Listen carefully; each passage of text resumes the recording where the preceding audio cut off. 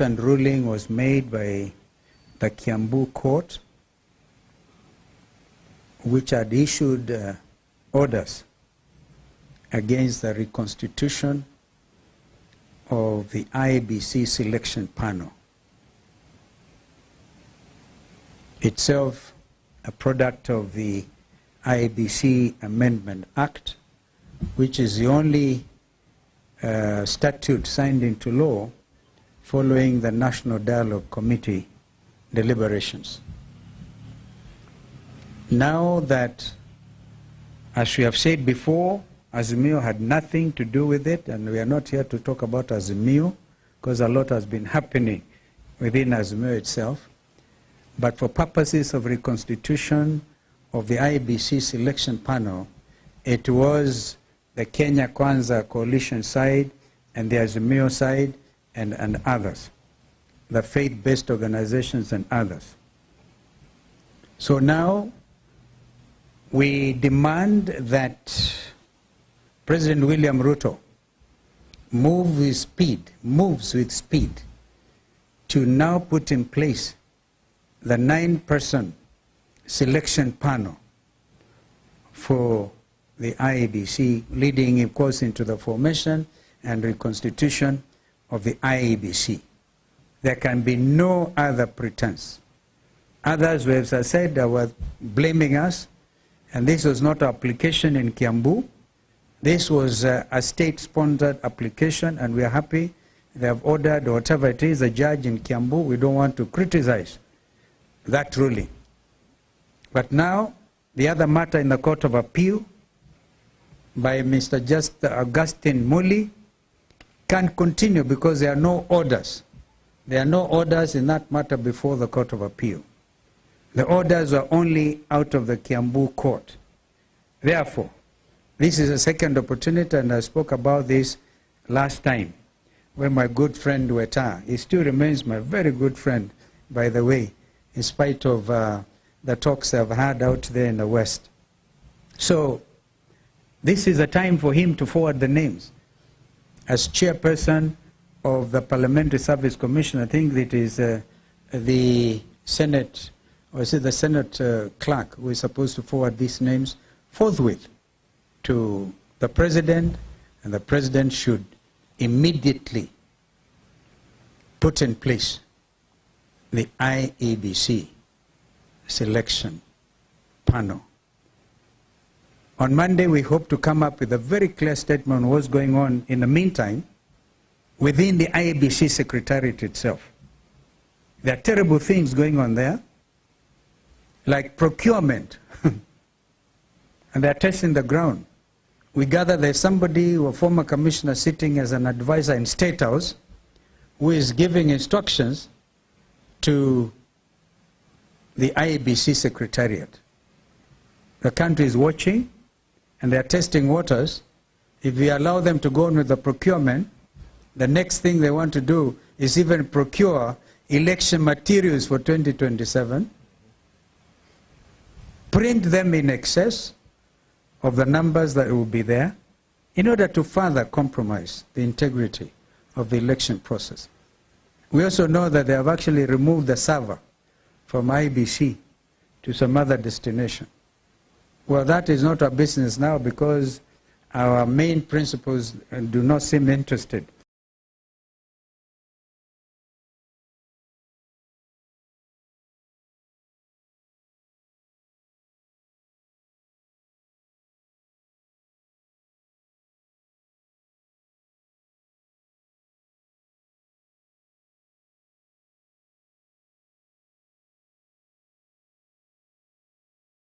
Tume ya uchaguzi ama selection panel ambayo itajihusisha sa na swala la uundaji upya kamati ama tume ya uchaguzi wa Kenya.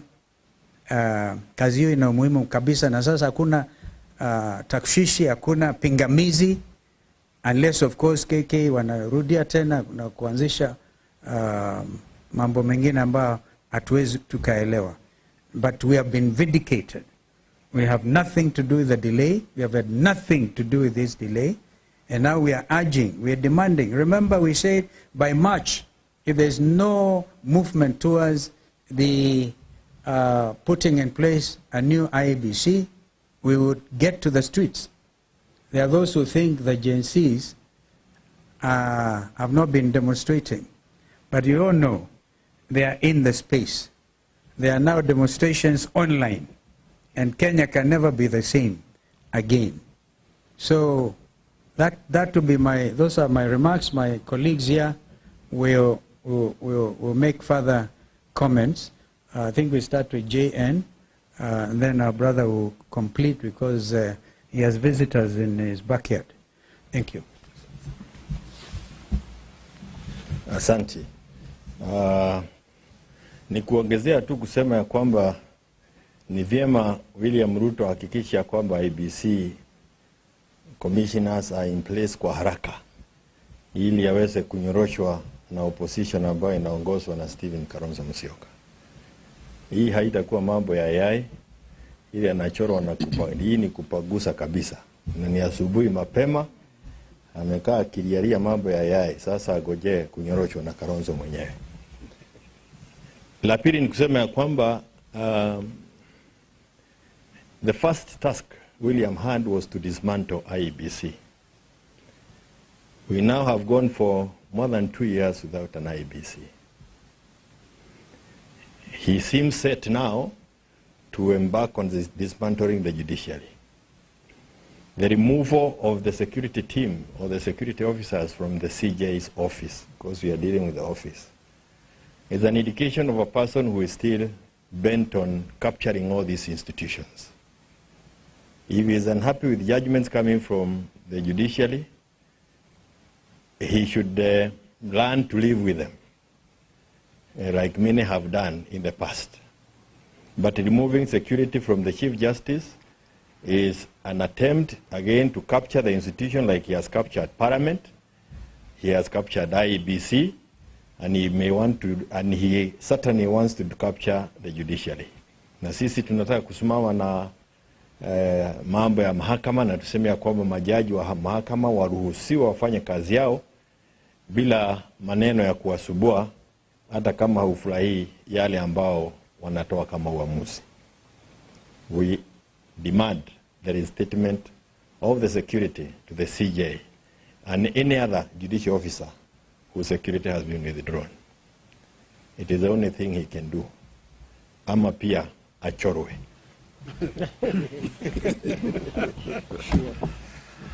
Thank you very much. May I also join my colleagues in adding my voice to the issue of immediate reconstitution of IEBC and to say that William Ruto has no excuse but to proceed and do the needful. The country is waiting.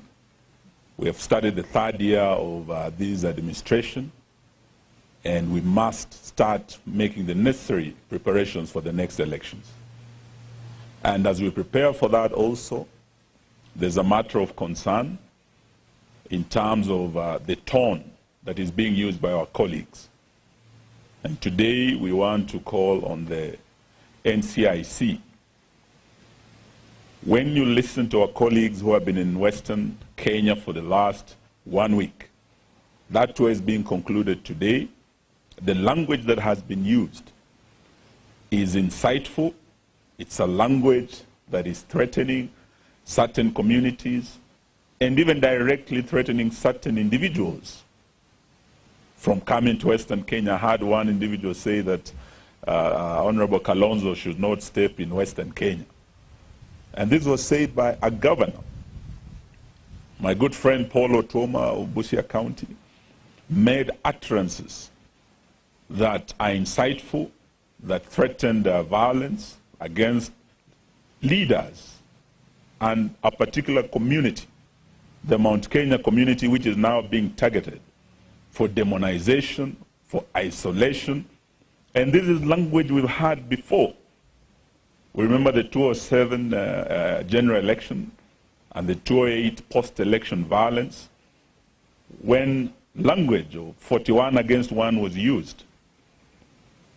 The language of Madoa-doa, targeting certain communities. as we start entering the final phase of this administration and preparing for the next election, we didn't want to see this kind of language that will start poisoning the air ahead of the election. This is a language that can bring actually pre-election violence, and we have seen it in this country. We've seen election violence in this country, and we've seen post-election violence. And it comes out of language such as this. So we are, even as we challenge Mheshimiwa Ruto to proceed with speed on the reconstitution of IEBC, we also challenge NCIC. We've heard that they are threatening certain individuals. The law is uncharged. Would like to see Honorable Tuoma, who made similar statements, also charged, and others who have made similar statements. So that's what I want to say today. But as to my colleagues, I want to tell them you are all welcome to Western Kenya. In December, I hosted my colleagues. We had a very good time in Kakamega with Honorable Kalonzo Musyoka. We actually started the year together in Kakamega, in Trans Nzoia, and the people of Western Kenya are people of Mlembe. They are people of peace. They love visitors. And they were able to welcome Honorable Kalonzo very, very well. We also hosted Honorable Gachagua in Kakamega, and the people of Kakamega were very happy to have him. So Honorable Tuoma, we are coming to Busia County. I'll soon be hosting my brothers there. We will also be going to Bungoma and other parts of Western where we didn't visit.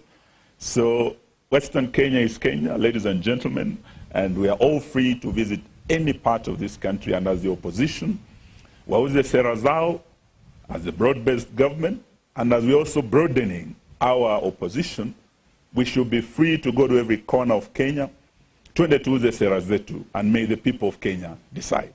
Asanteni sana. Are there any questions? We could. Yes, sir. Yes, Ibrahim.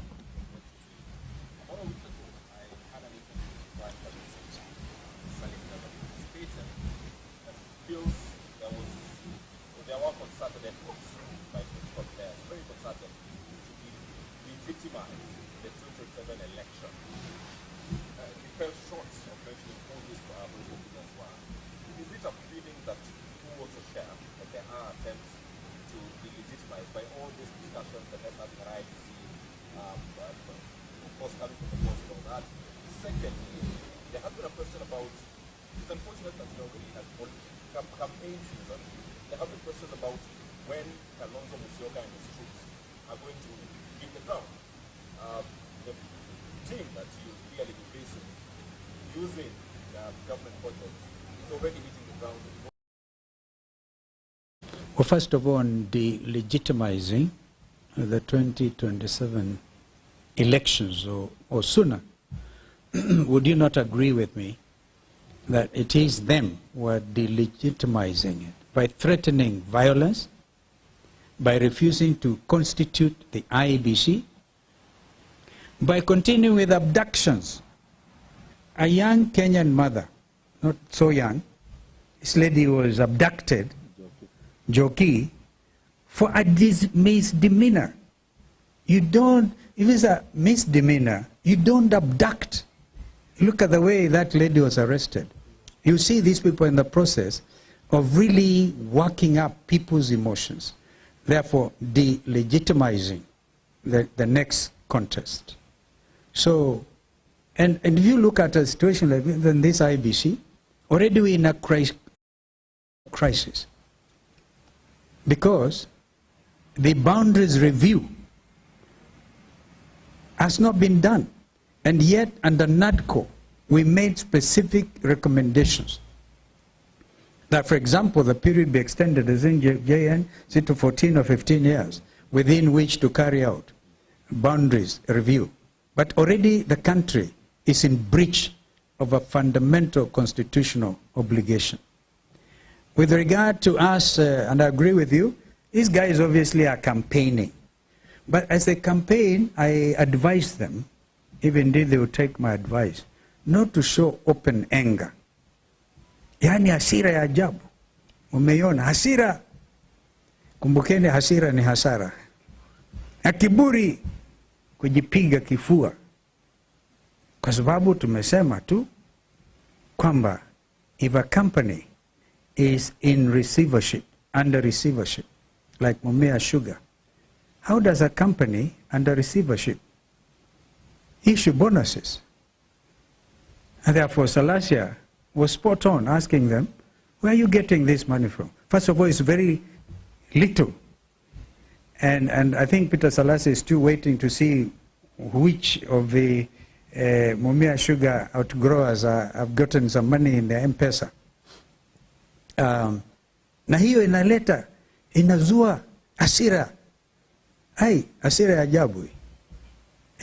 Kwa hivyo wajiandae, tunakuja na tuna mipangilio yetu. Actually what we want to do is to come up with rallies which are going to be based on issuance of IDs to the Kenyan youth, the agencies and others, and combine that with the registration of voters.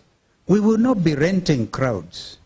Have we not seen 1,000 watu watano chukweni, 1,000 Did we not see a whole senator dishing out money? Renting a crowd for a head of state? No. We will be coming to the people. But we also telling our Kenyans, chukweni hizo pesa kama kawaida. Kwanza wasema 1,000 kwa watu watano haitoshi. Na tunajua ni kodi yetu. Chukweni. Kwa ghadhabu pia. And do like the people of Rwanda did. Told them off. So, I hope I've answered your question. Get the Secretariat joining with us. Registration of persons coming along with us. We understand that there's no registration of voters going on. In fact, the Secretariat itself should be given some little money to do voter education, which is continuous. But we know nothing, absolutely. Therefore, already in breach of the fact that registration of voters is a continuous exercise. That will be our #1 mission, even as we look at the other complications that continue. But the issue of governance to us is so important. Corruption everywhere. Ndio hii kitu inawauma sana. We'll continue to call them out because of what they are doing. Thank you. Asante. Thank you.